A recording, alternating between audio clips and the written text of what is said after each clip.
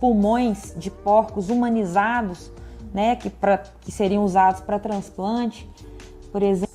Então, a biologia sintética, né, é uma área da biotecnologia, na verdade, né? É parecido com a engenharia genética, no sentido assim, a gente, para conseguir modificar uma função biológica, né, um organismo, uma função, uma molécula, a gente precisa conhecer como ela funciona na realidade. Então, a gente só consegue fazer uma função molecular nova se a gente conhece como que a original funciona, ou para melhorar, modificar.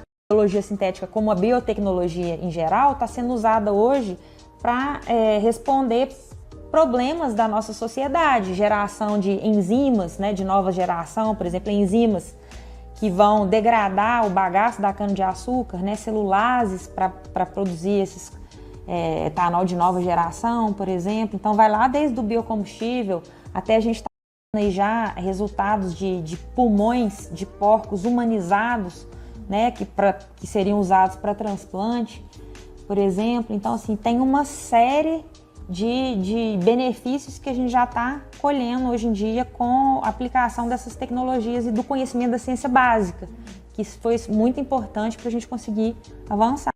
Se uma pessoa estiver pensando em seguir uma carreira acadêmica, eu falaria para a pessoa que a pessoa precisa ter muita persistência, né? Porque a gente sabe que na pesquisa, grande parte das coisas que a gente faz não vão resultar em nada, assim, não vão resultar numa publicação, em um benefício direto para a sociedade. Às vezes a gente testa uma ideia e depois vê que a resposta é que aquilo não é verdade, em vez de ser verdade. Então, assim, a gente tem que ter assim, uma resiliência, a gente tem que saber que em pesquisa nem sempre vai dar tudo certo. Muitas coisas, como a gente está pesquisando, tateando, muitas vezes a gente erra ali naquele caminho. Então, acho que persistência, resiliência e assim, abertura para novos conhecimentos e superar os nossos próprios medos, obstáculos, né? De conversar com diversos pesquisadores, professores, não achar que, como aluno, vocês são piores do que os professores. São muitos desafios. Um desafio grande que a gente tem é a falta de financiamento para pesquisa. Então, muitas vezes a gente acaba perdendo grande parte do nosso tempo tentando conseguir financiamento.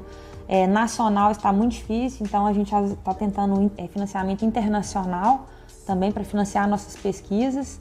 Então isso é um grande gasto, né, de energia na vida do pesquisador.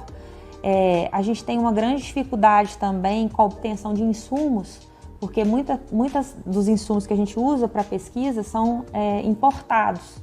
Então a gente tem muita dificuldade assim, com a questão de tempo. Quando a gente quer desenvolver algo novo, a gente às vezes demora 6 meses para que alguns insumos cheguem para a gente. Então é difícil a gente competir, né, com laboratórios que estão fora do Brasil, que têm acesso a essa matéria-prima.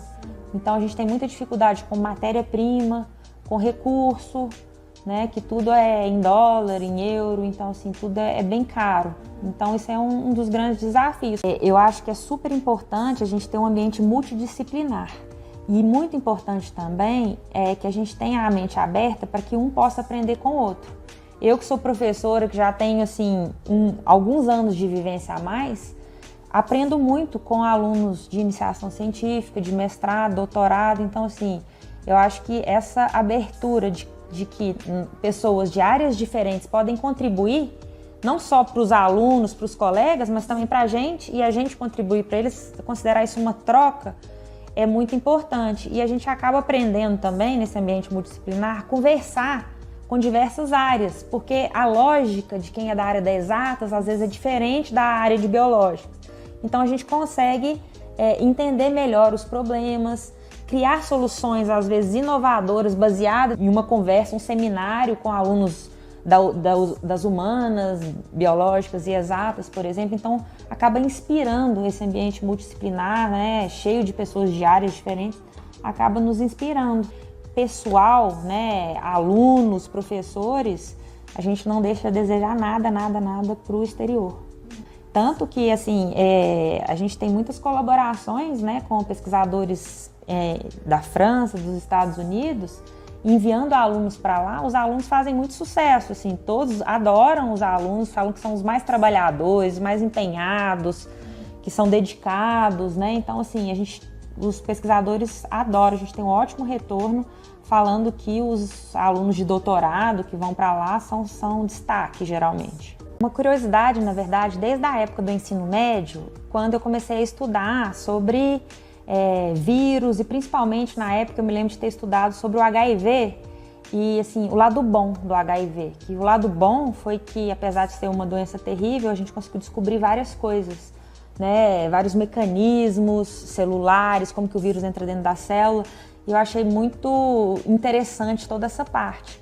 E aí eu quis seguir essa carreira mais na parte molecular, entender, para tentar conhecer melhor como que o nosso organismo funciona.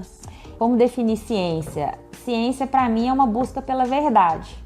Independente se a gente acha, né, que uma coisa é verdade ou não, a gente tenta provar se aquilo é verdade ou mentira. E a gente tem que estar aberto para a resposta. A gente não pode querer que porque a gente acha uma coisa, aquilo seja verdade. Então, a ciência, para mim, é uma forma de descobrir a verdade, independente se aquilo me agrada ou não. Como definir ciência? Ciência, para mim, é uma busca pela verdade. Independente se a gente acha, né, que uma coisa é verdade ou não, a gente tenta provar se aquilo é verdade ou mentira. E a gente tem que estar aberto para a resposta. A gente não pode querer que porque a gente acha uma coisa, aquilo seja verdade. Então, a ciência, para mim, é uma forma de descobrir a verdade, independente se aquilo me agrada ou não. Uma curiosidade, na verdade, desde a época do ensino médio, quando eu comecei a estudar sobre vírus, e principalmente na época eu me lembro de ter estudado sobre o HIV e, assim, o lado bom do HIV. Que o lado bom foi que, apesar de ser uma doença terrível, a gente conseguiu descobrir várias coisas, né? Vários mecanismos celulares, como que o vírus entra dentro da célula. E eu achei muito interessante toda essa parte. E aí eu quis seguir essa carreira mais na parte molecular, entender, para tentar conhecer melhor como que o nosso organismo funciona.